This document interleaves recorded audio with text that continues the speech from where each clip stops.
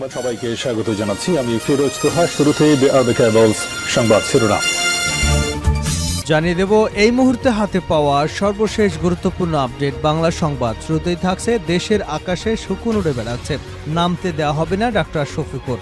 দেশের আকাশে কালো শকুন উড়ে বেড়াচ্ছে বলে সবাইকে সতর্ক করেছেন জামায়াতের আমির ডাক্তার শফিকুর রহমান। তবে তাদের কোনোভাবেই দেশের মাটিতে নামতে দেওয়া হবে না বলেও হুঁশিয়ারি করেছেন। তিনি বলেন, যতই ষড়যন্ত্র করা হোক তা ব্যর্থ করা হবে।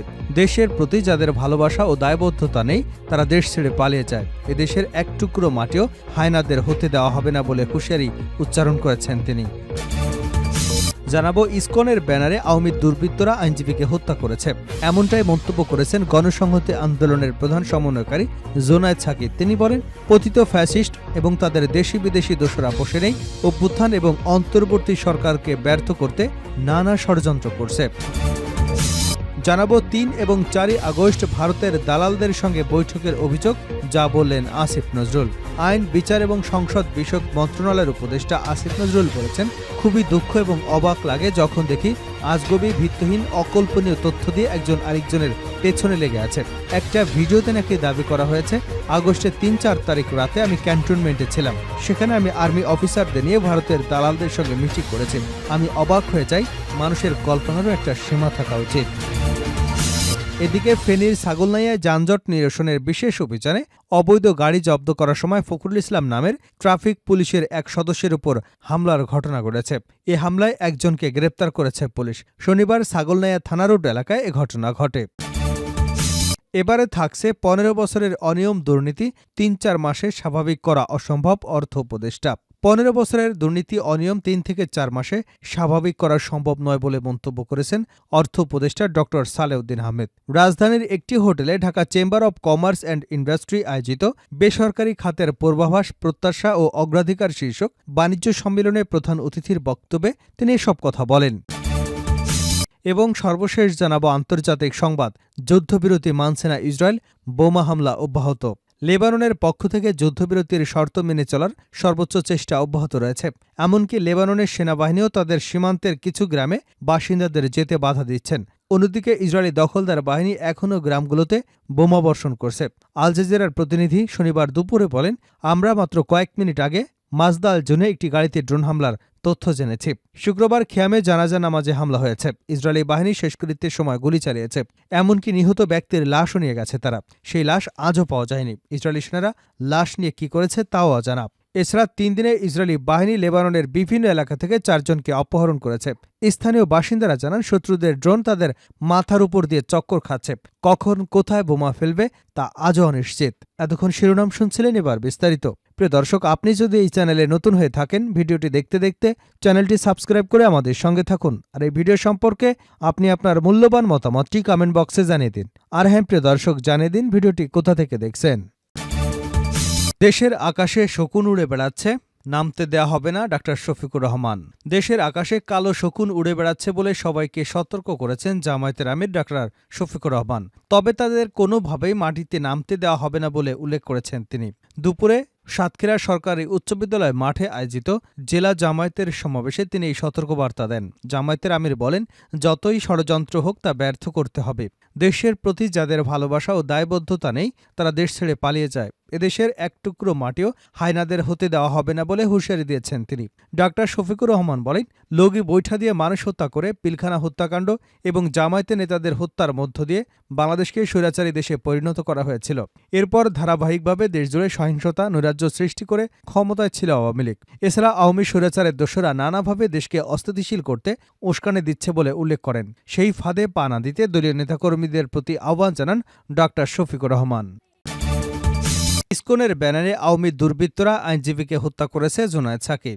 ইসকনের ব্যানারে আওয়ামী দুর্বৃত্ত এবং তাদের লোকেরা চট্টগ্রামে আইনজীবী সাইফুল ইসলামকে হত্যা করেছে বলে মন্তব্য করেছেন গণসংহতি আন্দোলনের প্রধান সমন্বয়কারী জোনায়েদ সাকিব। তিনি বলেন, পতিত ফ্যাসিস্ট এবং তাদের দেশি বিদেশি দোসররা বসে নেই, অভ্যুত্থান এবং অন্তর্বর্তী সরকারকে ব্যর্থ করতে নানা ষড়যন্ত্র করছে। বিকেলে রংপুর পাবলিক লাইব্রেরি মাঠে গণসংহতি আন্দোলনের গণসংলাপ অনুষ্ঠানে এ মন্তব্য করেছেন তিনি। নতুন রাজনৈতিক বন্দোবস্ত প্রতিষ্ঠা করে বৈষম্যহীন গণতান্ত্রিক রাষ্ট্র গড়ে তোলার লক্ষ্যে শীর্ষকে এই সংলাপের আয়োজন করে জেলা সংহতি গণ আন্দোলন। জোনায়েদ সাকি বলেন, চট্টগ্রামে আইনজীবী সাইফুল ইসলামকে হত্যা করা হয়েছে। কত নৃশংস, কত ভয়ঙ্কর। ইসকনের ব্যানারে আওয়ামী দুর্বৃত্ত এবং তাদের লোকেরা এই হামলা করে মুসলমানদের খেপিয়ে দিতে চেয়েছিল, যাতে করে তারা হিন্দু সম্প্রদায়ের উপর হামলা করে এবং সেই ছবি ভিডিও পশ্চিমাদের দেখাতে পারে। এটাই হচ্ছে ষড়যন্ত্র। জোনায়েদ সাকি বলেন, গত 15.5 বছর হামলা, মামলা, গ্রেপ্তার, বিনা বিচারে আটক, গুমখুন, বিনা বিচারে হত্যা করে আওয়ামী সরকার একটা ত্রাসের রাজত্ব কায়েম করেছিল। অন্তত 12 লাখ কোটি টাকা তারা পাচার করেছে। এই রাজত্ব ভেঙে দিয়েছে আবু সাইদ। আবু সাইদের পথ ধরে অসংখ্য ছাত্র শ্রমিক বুকে রক্ত দিয়ে গণঅভ্যুত্থান করেছেন। এই অভ্যুত্থানের উপরে দাঁড়িয়ে অন্তর্বর্তী সরকারকে দেশে গণতন্ত্র প্রতিষ্ঠা করতে হবে। 3 এবং 4 আগস্ট ভারতের দালালদের সঙ্গে বৈঠকের অভিযোগ, যা বললেন আসিফ নজরুল। আইন, বিচার এবং সংসদ বিষয়ক মন্ত্রণালয়ের উপদেষ্টা আসিফ নজরুল বলেছেন, খুবই দুঃখ এবং অবাক লাগে যখন দেখি আজগুবি, ভিত্তিহীন, অকল্পনীয় তথ্য দিয়ে একজন আরেকজনের পেছনে লেগে আছে। একটা ভিডিওতে নাকি দাবি করা হয়েছে, আগস্টের 3 এবং 4 তারিখে আমি ক্যান্টনমেন্টে ছিলাম, সেখানে আর্মি অফিসারদের নিয়ে ভারতের দালালদের সঙ্গে মিটিং করেছি। আমি অবাক হয়ে যাই। মানুষের কল্পনারও একটা সীমা থাকা উচিত। জাতীয় প্রেস ক্লাবে বাংলাদেশ সংবাদ সংস্থা আয়োজিত স্মৃতির মিনার গণঅভ্যুত্থান 2024 শীর্ষক আলোচনা সভায় এসব কথা বলেন তিনি। আসিফ নজরুল বলেন, 3রা আগস্ট রাতে মাহবুব মোর্শেদ এবং অন্যদের সঙ্গে কেন্দ্রীয় শহীদ মিনারে সমাবেশ করে রাত 9টা পর্যন্ত সেখানে ছিলাম। তারপর ঢাকা বিশ্ববিদ্যালয় ফুলা রোডের 19 নম্বর বিল্ডিংয়ে ট্রিপল-ই বিভাগের অধ্যাপক মোস্তফা মামুনের বাসায় থেকেছি। আশঙ্কা ছিল আমাকে মেরে ফেলবে, না হলে গ্রেপ্তার করবে। আর 4 আগস্ট সন্ধ্যার পরে অনলাইনে অ্যাক্টিভিস্টদের একটি প্রোগ্রামে অংশ নিয়েছি, যার ভিডিও আপনারা অনেকেই শুনেছেন। সেখানে আমি বলেছিলাম আমাদেরকে মেরে ফেলতে পারে, কারণ সবাই আমাদেরকে বলছে পালিয়ে যেতে। তারপর সেদিন রাতেও ঢাবি শিক্ষক মোস্তফা মামুনের বাসায় ছিলাম। সবকিছুর একটা সীমা আছে। আইন উপদেষ্টা বলেন, আমাদের মতভেদ থাকবে, আমরা একজন আরেকজনের কাজের সমালোচনা করব, কিন্তু মিথ্যা কেন বলবো? মানুষজন আমাকে বলে আপনি ক্লিয়ার করেন। আমি কি ক্লিয়ার করব? সত্যের কাছাকাছি থাকলে মানুষ প্রতিবাদ করে। আজগুবির একটা সীমা থাকা দরকার। অবশ্য এমনটি শুধু আমার ক্ষেত্রে নয়, সবার ক্ষেত্রেই কম বেশি হচ্ছে। অবৈধ গাড়ি জব্দ করায় ট্রাফিক পুলিশ সদস্যদের উপর হামলা। ফেনীর ছাগলনাইয়ায় যানজট নিরসনে বিশেষ অভিযানে অবৈধ গাড়ি জব্দ করার সময় ফখরুল ইসলাম নামে ট্রাফিক পুলিশের এক সদস্যের উপর হামলার ঘটনা ঘটেছে। এ ঘটনায় একজনকে গ্রেপ্তার করেছে পুলিশ। শনিবার ছাগলনাইয়া থানা রোড এলাকায় ঘটনা ঘটে। পুলিশ সূত্র জানায়, পুলিশ সুপারের নির্দেশে যানজট নিরসনে ছাগলনাইয়ার প্রধান সড়কে সকালে জেলা ট্রাফিক পুলিশ বিশেষ অভিযান পরিচালনা করে। ছাগলনাইয়া থানা রোডের মাথায় পরিচালিত এই অভিযানে TSI Shahidul Islam, sergeant Monirul Alam, traffic পুলিশের কনস্টেবল ফখরুল ইসলাম উপস্থিত ছিলেন। অভিযানে 4টি লাইসেন্সবিহীন সিএনজি চালিত অটোরিকশা জব্দ করে বিধি অনুযায়ী চালকদের বিরুদ্ধে মামলা করে ট্রাফিক পুলিশ। এতে ক্ষিপ্ত হয়ে ট্রাফিক সদস্যের উপর হামলা করে চালকরা। হামলায় ট্রাফিক পুলিশের কনস্টেবল ফখরুল ইসলাম আহত হন। ফেনী জেলা ট্রাফিক পুলিশের টিএসআই শহীদুল ইসলাম বলেন, অবৈধ গাড়িগুলো জব্দ করে মামলা দেওয়ায় ক্ষিপ্ত হন মোহাম্মদ রুবেল নামের ওই চালকের নেতৃত্বে 4 থেকে 5 জন ট্রাফিক সদস্য ফখরুলের উপর হামলা চালায়। এতে ফখরুল মাথায় আঘাত পেয়েছেন। তাকে উপজেলা স্বাস্থ্য কমপ্লেক্সে চিকিৎসা দেওয়া হয়েছে। ছাগলনাইয়া থানার ওসি মোহাম্মদ নজরুল ইসলাম বলেন, ট্রাফিক পুলিশ সদস্যদের উপর হামলার ঘটনায় সার্জেন্ট মনিরুল ইসলাম বাদী হয়ে হামলাকারী রুবেল সহ অজ্ঞাত আরও 4 জনের বিরুদ্ধে মামলা হয়েছে।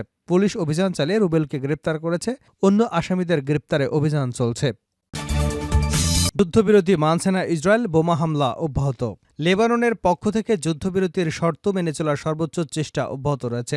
এমনকি লেবাননের সেনাবাহিনী তাদের সীমান্তের কিছু গ্রামের বাসিন্দাদের যেতেও বাধা দিচ্ছে। অন্যদিকে ইসরায়েলি দখলদার বাহিনী এখনও গ্রামগুলোতে বোমাবর্ষণ করছে। আল জাজিরার প্রতিনিধি শনিবার দুপুরে বলেন, আমরা মাত্র কয়েক মিনিট আগে মাজদাল জুনে একটি গাড়িতে ড্রোন হামলার তথ্য জেনেছি। এদিকে শুক্রবার খিয়ামে জানাজা নামাজে হামলা হয়েছে।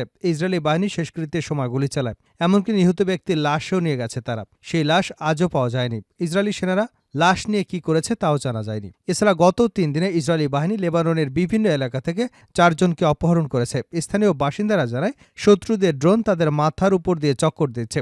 কখন কোথায় বোমা ফেলবে তা নিশ্চিত নয়। পরিস্থিতি বলছে, ইসরায়েলের দিক থেকে যুদ্ধবিরতির শর্ত ক্রমাগতই লঙ্ঘন করা হচ্ছে। একই সাথে তারা স্থল অভিযানের সময় যা চেয়েছিল তা অর্জন করবার চেষ্টা করছে।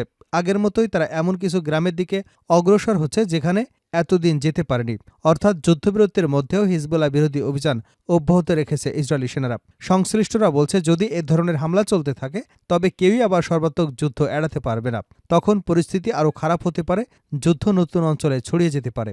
এদিকে যুদ্ধবিরতির বিষয়ে হিজবুল্লাহর প্রধান নাইম কাসেম ভাষণ দিয়েছেন। তিনি বলেছেন, এটি আমাদের বিজয়, 2006 সালের তুলনায় অনেক বড় বিজয়। তিনি বলেন, যুদ্ধবিরতির তিনি তিনি এই ভাষণ দিতে চেয়েছিলেন। তবে আসলে কি ঘটতে যাচ্ছে, তার জনগণ কিভাবে বিষয়গুলো নেবে সেটি দেখার জন্য তিনি দেরি করেছেন। বক্তৃতায় তিনি যুদ্ধবিরতি চুক্তি লঙ্ঘনের বিষয়ে সতর্কতা বজায় রাখেন।